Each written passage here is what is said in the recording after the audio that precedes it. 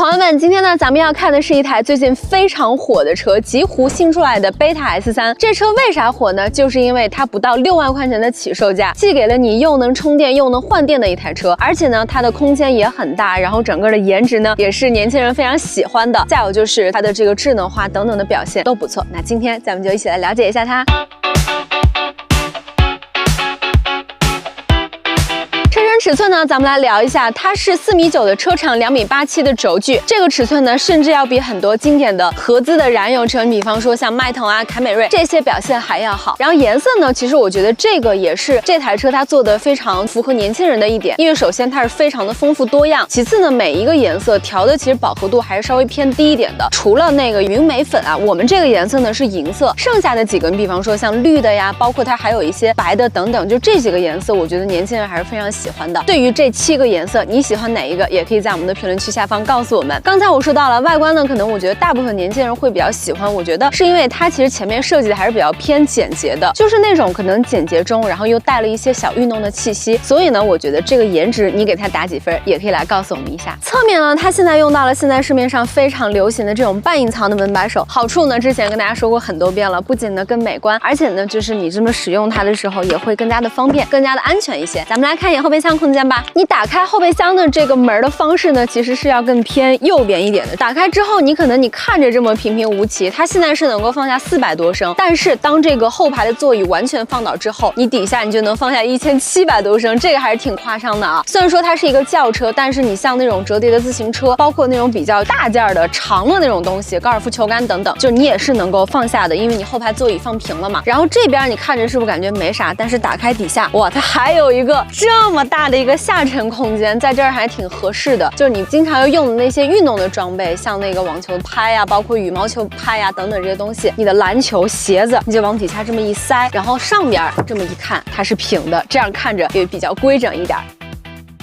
一上车呢，你就能感受到那种很环抱的气息是有的。然后颜色呢，除了我们这个云米，它还有一个黑灰，一共2个内饰的颜色。我觉得这个云米呢，它跟外边是更加的搭配的。而且这种白色啊，我是觉得就是显得这个皮肤也很透亮，而且就是整个那种很清新的感觉，很新能源的感觉。当然，你要是喜欢那种更深沉或者说比较低调的颜色，黑灰你也能选。进到车里边呢，它前面的这个屏是一个15.6寸的屏，然后里面是8155芯片。比方说像爱奇艺啊、少 B 模式啊、喜马拉雅等等，这些你日常能够用到的都是有的。就不到6万块钱的车，它车机屏幕里面有这些你基本能用到的，其实这也足够了。旁边有一个无界互联，这个是能够连 CarLink， 然后基本上有一些主流的手机，比方说小米啊、OPPO 啊、vivo 这些你也能够连。还有一点就是你进到这台车，你会感受到就是它非常清新的一点的原因，就是因为它给你用到了大面积的这种软包的材质，并且呢在前面也给你配到了这种木式的点缀，所以呢就你一眼看过去就会感觉有一种很干净的这样的感受。另外有一个优点就是它的这个前排座椅它能够放到特别躺的位置，当你把这个头枕给它拿掉，跟后排就能形成一个很大的大床房。所以有的时候你要是中午想在这个车里休息啊，那你可以把它放倒，在车里睡一会儿也是 OK 的。而且呢，刚才咱们说到的能够变成大床房的那个形式，你是能够在屏幕里边就一键，当然就是前提你是得把2个头枕给拿下来，然后这个时候你一点上面有一个前排放平，或者说主驾放平、副驾放平，一点就下去了，然后这个时候大床房你就有了。这个车它有很多各种各样的模式，就是什么小气模式啊、通勤模式，也是在这个实验室里边，你一点开，比方说你要休息多久，它这个时候就是有一个倒计时等等的这些东西，其实都是可以根据你自己的心情，或者说你要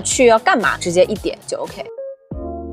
我现在呢已经把前排的座椅给放倒了，现在就变成我前面说的那个大床房的模式，躺在这儿我觉得真的还是挺舒服的。这个椅子呢，它是那种就是承托的特别的好，即便说我们把这个椅子放起来，然后你就后排正常坐人，它的因为这个坐垫呀它是足够长的，所以说就是能够对你的这个腿有一个很好的承托，这一点是非常好的。而且底下也是纯平的地台，你后面坐3个人也不挤。腿部就不用说了，就肉眼可见的非常的宽敞，头部可能会稍微有一点点局促，但我觉得你可能往下躺一点，这样也还好。我觉得最关键的是它这个靠背角度呀，它有118度，因为呢极狐贝塔 S3 他们也发现就是118度也是我们人体最舒服的一个角度，所以呢它给你设计成这样的角度，也是为了就是我们躺着的时候更加的舒服。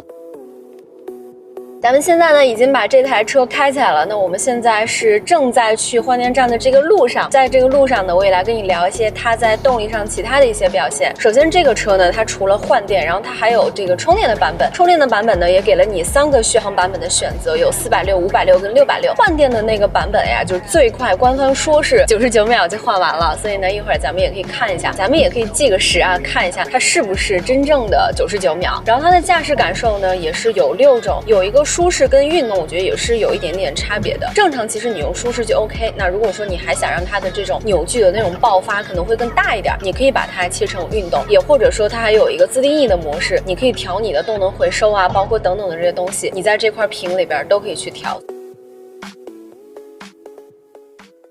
我们现在呢已经到这个换电站的入口了，他说是有99秒啊，然后我们一会儿呢就开始计时，看它到底是不是真的99秒。它这个跟蔚来不一样的点呢，是我们可能得自己开进去，就不像蔚来可能你到那儿它是帮你给开进去的。我们现在呢要开到它这个换电站里面，然后这个时候你的那个中控上，然后也会提示有一些这个换电的流程，这个时候就会感觉到它是有凹槽的，屏幕有一个开始换电，立即启动。我们现在把这个放在这儿啊，看一看，不管是这个换电的准备啊，还是包括这个电池的拆卸，它都会在屏幕这儿上面去显示。另外呢，也有的朋友可能想说，我买了这个换电的版本，我以后卖车的时候会怎么样？那这个有2个方式，直接过户你的车电池的部分呢，你可以选择去把这个权益过户到给你下一个车主。我们是1分34秒，也就是94秒，这个数据还可以了吧？哇，就一下给你换一个50多度的一个大电池，然后我们这个时候应该就可以使出了。体验完刚才换电啊，我感觉它速度确实是非常快，但是有一个小建议，就如果说它能做到跟蔚来那个换电站，就能够让它自己驶进去，那可能我觉得也会更安心、更放心一点。有的朋友可能会说，哎，它有这个换电站，然后又是北汽造的车，是不是只有北京才有这么多的换电站？我刚刚也看了一下，不是的啊。它现在呢，首先就是目前截止到现在，它已经有127座城市布局了这些换电站，然后这个换电站的数量呢，也已经有1600多，而且他们现在也有一个说法，就是说到2026年底，就是到今年年底，他们有3000多个换电站，所以你看，就这些数量上的事儿，你也不用太担心，你就可以大胆的去选。如果说你想要买换电的版本，说到辅助驾驶呢，这台车它顶配的版本，它是给你配了远近的辅助驾驶，然后像城区跟高速的 NOA 它都是能够做到的，而且呢，就是它的这个自动泊车的事儿，你也不用有担心了，它有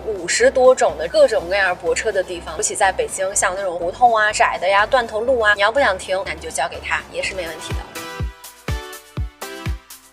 总之呢，这台车你看下来，你会觉得它真的非常适合年轻人，因为不到6万块钱的起售价，但是呢，方方面面的基本上就是你要啥它都能给你满足了。比方说呢，它的外观包括颜色的这种多样性的选择，以及前面咱们坐到车里边感受到它里面的这个空间，后备箱空间，还有就是给了你充电换电。然后我们会把价格区间我们会放在旁边给你做一个参考，你也可以根据你自己的情况来选你自己是更适合换电还是更适合充电。总之呢，我觉得这台车它是非常适合年轻人，如果说你们想买第一台电车，或者说一个小家庭，这台极狐贝塔 S3它都是一个很不错的选择。那以上呢就是咱们今天这期的所有内容了，如果说你还有任何的疑问，可以跟我聊聊，咱们下期再见，拜拜。